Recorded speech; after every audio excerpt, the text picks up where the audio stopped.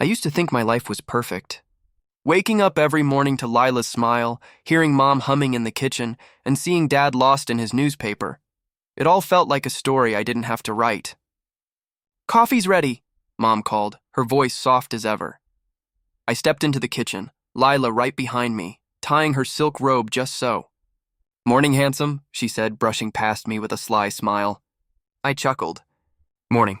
Smells amazing, Mom." "Thank you, dear." "Breakfast is almost ready," she said. Dad glanced up from his chair. "You two look cozy," he said with a grin. Lila leaned against the counter. "You always say that, Dad, cozy, cozy. How about actually helping with breakfast for once?" she teased, flicking flour onto my arm. I laughed, wiping it off. "Very funny," I said. "I'll help after my coffee." Emma burst in, still in pajamas, hair sticking out in all directions. "You guys are always so serious in the morning." "Dad, you need a haircut." "Mom, you need more coffee." "Me? I'm perfect." She spun around dramatically, and I smiled at her antics. Mom shook her head, smiling. "Emma, sit down. Breakfast is ready." Lila grabbed a slice of toast, staring at it like it held the secrets of the universe. "You know, I think we should get a bigger toaster. This one barely fits 2 slices." I frowned slightly. "It's fine, Lila, works perfectly." No, it's fine for you, maybe," she said lightly, glancing at me, then at Mom. "But Mom, you should really consider getting one that's more efficient." We all deserve convenience, don't we? Her eyes sparkled with mischief, but something about the way she said it rubbed me the wrong way. Mom only nodded politely. Emma leaned over. "She's right, you know. Efficiency matters." I gave Emma a warning look. "Emma," I whispered. She grinned innocently, pretending she hadn't spoken. Dad sipped his coffee. "Efficiency is one thing, Lila, but sometimes old things work just fine." Lila tilted her head, a practiced, innocent look. "I just want everyone to be comfortable, Dad. You wouldn't want me to be uncomfortable, would you?" I shook my head, smiling despite a small pang of unease. "Of course not." "It's fine. Really," she pouted slightly, still smiling. "Good. That's all I ask." After breakfast, I helped clear the table. Lila hovered, giving instructions. "Not like that. The cups go this way. Don't stack them too high. Oh, careful with the plates." I felt a twinge. Was she really concerned about how we washed dishes, or was this about control? I pushed the thought aside. Emma whispered from the side, "She's like a little queen, huh?" I chuckled softly, nodding. "She just cares, that's all," I said, though a small part of me wondered how much of that care was genuine. Later, while I helped Dad with some bills, Lila appeared behind us. "I think we should invest in something safer. Maybe a different stock or, oh, I know, a property overseas. Don't you think that would be better than these old ones?" I looked at her, unsure how to respond. Dad gave me a subtle look, eyebrows raised. "We'll discuss it tonight, Lila. Thanks for the suggestion." Her smile didn't waver. "Of course. Just thinking of the family's best interest." I nodded, feeling the warmth of my family around me, yet a faint unease crept into my chest. Something about Lila's perfection didn't sit right, but I couldn't place it. She laughed lightly, kissed my cheek, and whispered, "You're lucky to have me, darling." I hugged her back, smiling, even as a tiny voice inside me whispered that maybe luck had little to do with it. I walked into the living room and froze. Lila was on the phone, her voice soft but urgent. "Yes, that's perfect. I'll take care of everything myself," she said, nodding even though no one was there. She hung up and turned to me with a smile that felt different. "Morning," she said cheerfully. I sorted the investment thing. "We're moving some funds around." "Bigger returns, better security," I frowned. "We talked about reviewing it together first." "Oh, I know." "But you were busy, and I didn't want to miss the opportunity," she said, brushing her hair behind her ear. "You know me, I always think of the family." I didn't reply immediately. Something about the way she said it didn't sit right. "Lila, this was a large sum." "You're sure it's safe?" "Safe?" she laughed lightly. "Of course. Trust me, darling." "You don't have to worry." I felt my stomach tighten. I wanted to trust her, but something nagged at me. I called Tom, my colleague, just to double check. "Hey Tom, do you know anything about this stock?" "Lila said she moved some funds." "Moved funds?" "Wait, what?" Tom's voice was sharp. "You mean your wife did this without consulting you?" I hesitated. "Yeah." "Is that bad? Bad?" "That's huge." "You need to watch this. I've seen situations like this go wrong fast," he said. I thanked him and hung up, my mind racing. I wanted to confront her, but I didn't want to accuse her without proof. Instead, I went to the kitchen where Mom was making tea. "Mom," I said carefully, "did you notice anything off about Lila today?" Mom glanced up, her brow slightly furrowed. "Off? She's always confident, isn't she?" "I don't know. She moved money, large sums, without telling me," I whispered. Mom put her hand on mine. "She thinks she's helping, but sometimes people cross lines without realizing it." "Watch closely, son." Dad joined us, coffee in hand. "I trust your judgment. But remember, sometimes love blinds us. Just don't ignore instincts." I nodded, trying to absorb their words, feeling torn between my love for Lila and the quiet warning bells in my chest.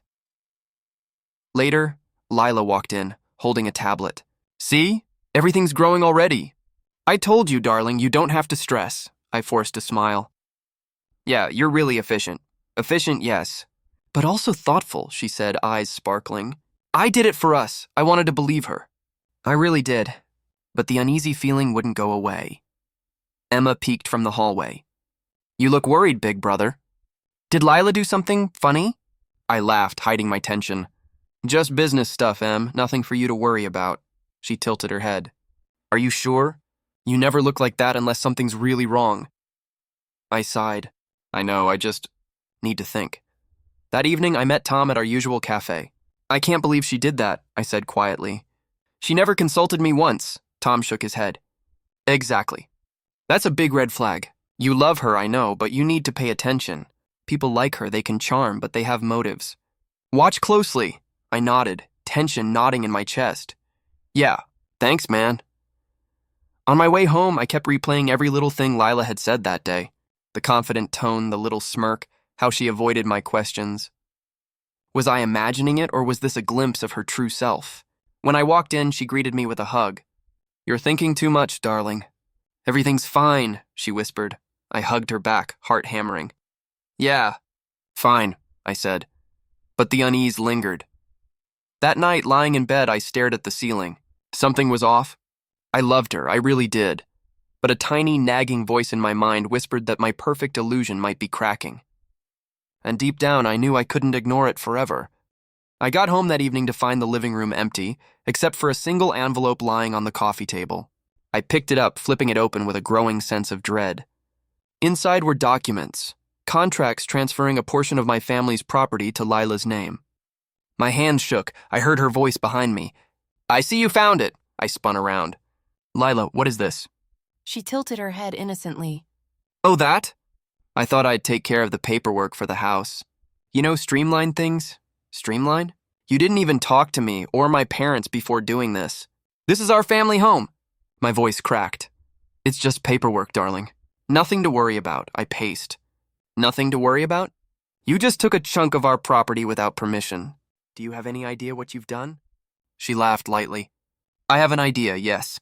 Honestly, you worry too much. I'm helping. Everyone will thank me later." I sank into the couch, my head in my hands. "Helping?" "You've betrayed my trust." How could you? She crouched in front of me, placing a hand on my knee. "Betrayal is a strong word. You're overreacting. I just wanted to make things easier for us." "Easier for you," I shouted. "This isn't about convenience. You manipulated everything. You used me, my trust, and our family's name." Her eyes widened as if I'd struck her. "Used you?" I'm offended. "I thought we were a team.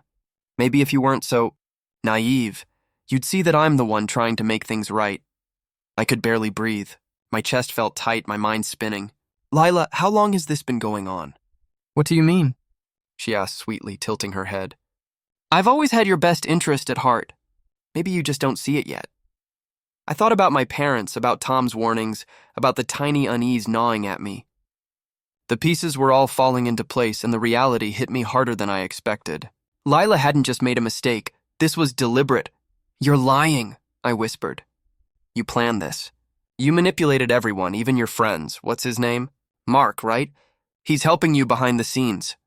She smiled, a cold, calculated smile. "Mark is just assisting me. And I don't see why you're so upset. You'll thank me eventually. Maybe your parents don't understand it yet, but you will." "Thank you?" I laughed bitterly. "For stealing from my family? For using me?" She shrugged. You're dramatic. Honestly, you need to relax. I only want the best outcome. I stood abruptly, pacing again. The best outcome? You humiliated me publicly, Lila. You think Dad and Mom will just ignore this? Or that Tom won't tell me how dangerous this could have been? Her tone softened, almost mocking. Darling, you're taking this too personally. I'm trying to protect you. Don't let your ego cloud your judgment. I sank back into the couch, exhaustion washing over me. Protect me? You've destroyed everything I trusted. I feel like I don't even know who you are anymore. She leaned closer, whispering, Maybe you never did. But I do what's necessary. I'm not afraid to make hard choices for our future. I buried my face in my hands. I can't believe this, that I loved someone who could do this to me. She touched my shoulder. You'll understand someday. I just hope you forgive me before it's too late. Forgive her? I couldn't even process the anger, the humiliation, the heartbreak. Everything I thought I knew about Lila was unraveling, and the world felt colder than it ever had. That night, I couldn't sleep. Every time I closed my eyes, I saw her smile, her words twisting in my mind. I thought about my parents, about the property, about Mark, about how completely I had been blind. I whispered into the dark, How could you, Lila? How could you? No answer came. Just the quiet, heavy realization that my life had shifted. My trust, my love, my home, it was all tainted now. And for the first time, I wasn't sure how to fight back, or if I even could. I sat in my old room again, the same one I left years ago, thinking I'd never need to return. The walls were still pale blue, the posters still uneven, but everything felt heavier now. Mom knocked softly. You've barely eaten all day, honey. I'm fine, Mom, I muttered, staring at the empty mug beside me. You're not fine, she said, stepping inside. You don't have to pretend here. Her voice cracked something inside me. I trusted her, I whispered. Everything I built, everything I shared, she turned it into a weapon against me. Mom sat on the bed beside me. People like her don't destroy you. They just reveal who you really are when the dust settles. I sighed, rubbing my temples. I just keep thinking, maybe I missed the signs. Maybe it's my fault. Dad's voice came from the doorway. Don't start that nonsense. You were honest. That's not a flaw. He entered with his usual calm, setting a tray of tea on the desk. Your mother and I have been through our share of betrayals too. It doesn't define you. What matters is what you do now. What I do now, I repeated, looking between them. Right now, I can't even breathe without seeing her face. Dad poured tea into a cup and handed it to me. Then start small, breathe, rest, but don't stay down there too long. You're sharper than you realize. Mom smiled faintly. Your father means remember who you are, not what she made you feel. I tried to return the smile, but it came out broken. I don't even know what to do next. She's out there pretending to be innocent and everyone's buying it. Dad leaned back. Truth has a way of surfacing. You don't need to scream. Just plan. His words stayed with me long after they left the room. Plan. Later that night, I sat at the old desk, scrolling through messages from friends. Most were half-hearted, polite pity. But one stood out, from Emma. I know what she did. Don't let her win.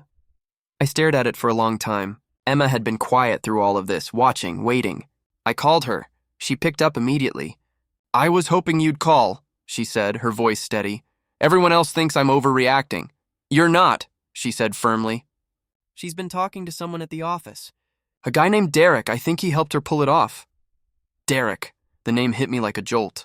Her new friend from accounting? That's him. I overheard things before I quit. He was feeding her information about your contracts. Why didn't you tell me sooner? I didn't have proof then, she said. Now I do. I sent screenshots to your email.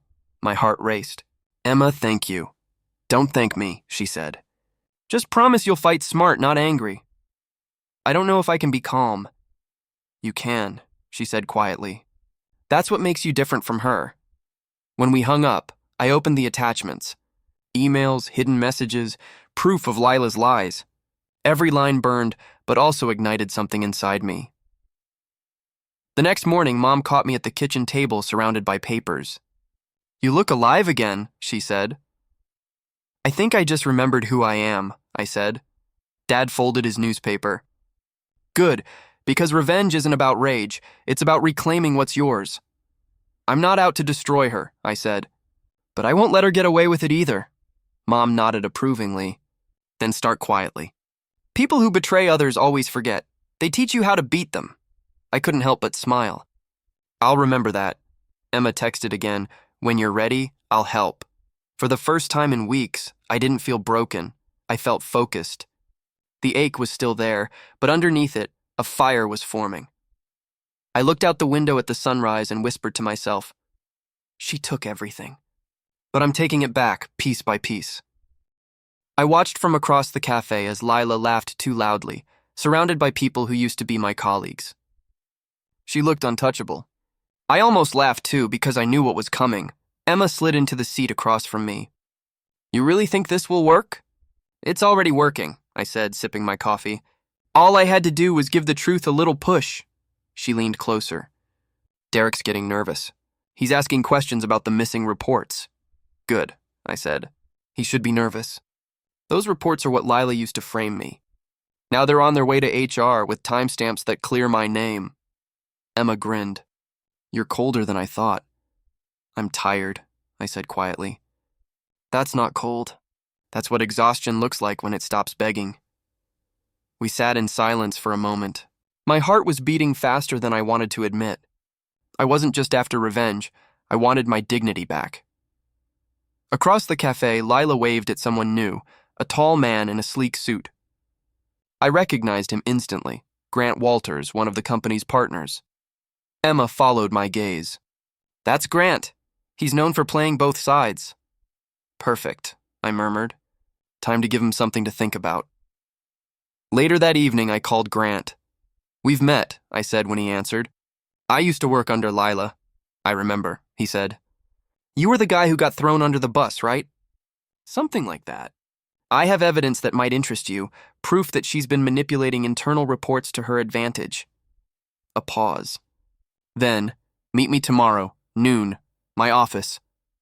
The next day, I walked in with a calm I didn't feel.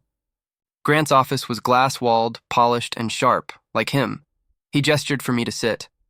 Show me what you've got. I handed him the folder Emma had helped me compile. Emails, financial transfers, even a few voice recordings. He scanned through them quickly. His eyebrows lifted. You realize this could ruin her. I'm counting on it, Grant chuckled. You've got guts, I'll give you that. She's been getting arrogant lately. People like that make enemies fast. She made me one, I said. He closed the folder. I'll look into it.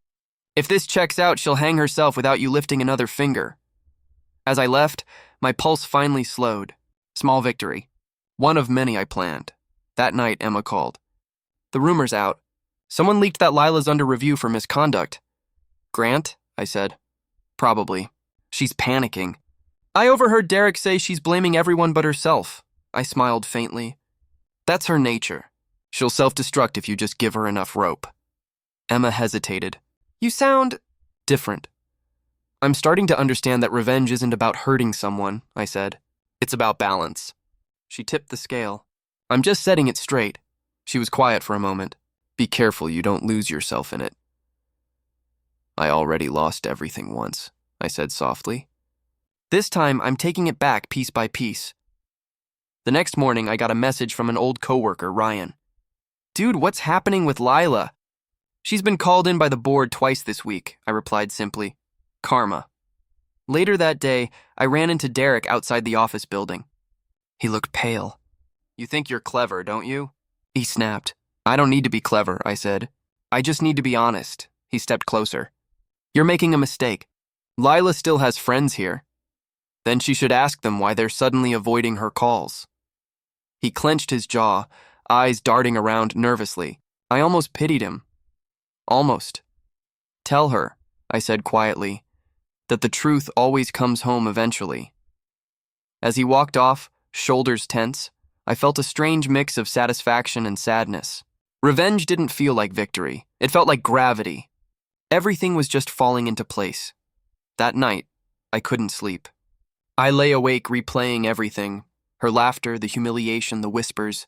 Part of me wanted to forgive her, to move on and forget. But another part, the one that still bled, refused. I whispered into the darkness, I'm not doing this because I hate you. I'm doing it because I loved you, and you turned it into something poisonous. The next morning, Emma met me at the park. She's losing her mind, she said, handing me her phone. Look, a thread of messages filled the screen, Lila arguing, pleading, blaming everyone. Her empire was cracking. Do you feel better now? Emma asked. I looked at the phone for a long time before answering. Not better, just lighter, she smiled faintly. Then maybe karma isn't punishment. Maybe it's release. I looked out over the water, the sunlight cutting through the surface. Maybe, but it's not done yet. The room was silent when I walked in. Every pair of eyes turned toward me, Lila's included. Her smile faltered the moment she saw me holding the folder. Hey, she said, voice trembling slightly. What are you doing here? I think you already know, I said calmly, laying the papers on the table. You remember these? Financial statements, emails, contracts you forgot to mention to the board? Her face tightened. I don't know what you're talking about. Grant cleared his throat from the corner. Lila, I've gone through them. Everything checks out. The fake transfers, the ghost accounts, it's all tied to your name. She turned to him sharply. You can't possibly believe him over me. He didn't ask me to, Grant said coldly. The numbers did.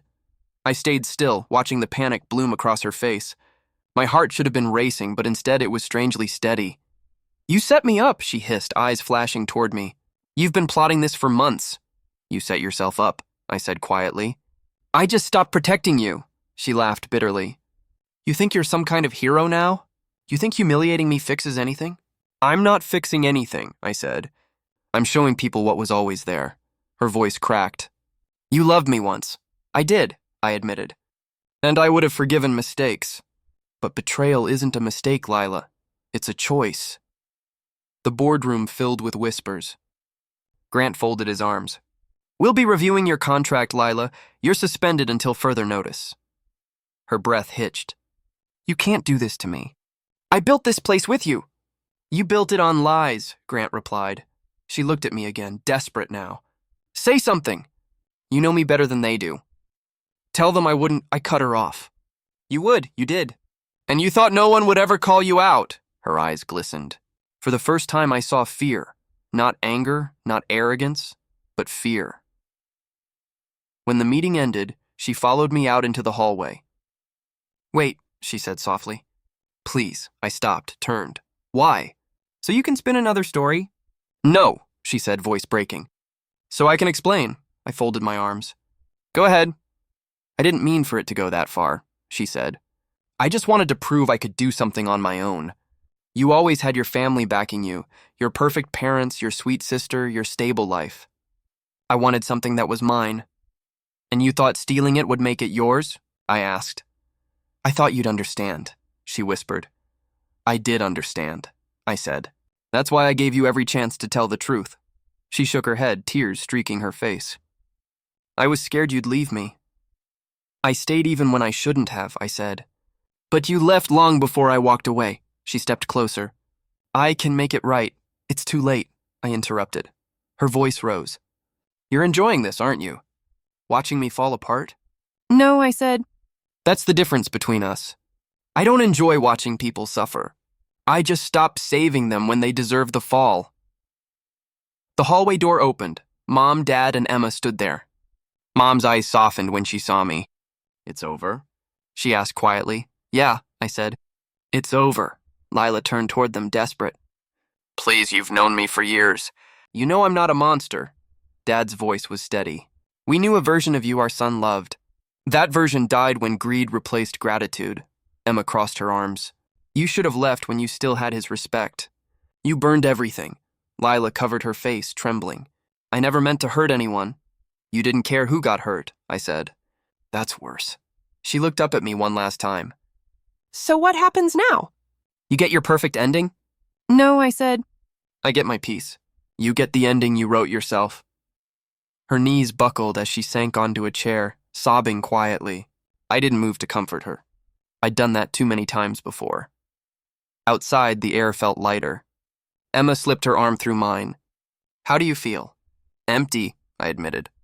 But it's the kind of empty that feels clean. Mom smiled faintly. That's what healing feels like at the start. Dad placed a hand on my shoulder. You did what was right. That's all that matters. As we walked to the car, I glanced back through the glass doors. Lila sat alone, face buried in her hands, surrounded by the ruins of her own design. For a moment, a pang of pity touched me, but it passed quickly. Emma noticed. You still care, don't you? I care, I said.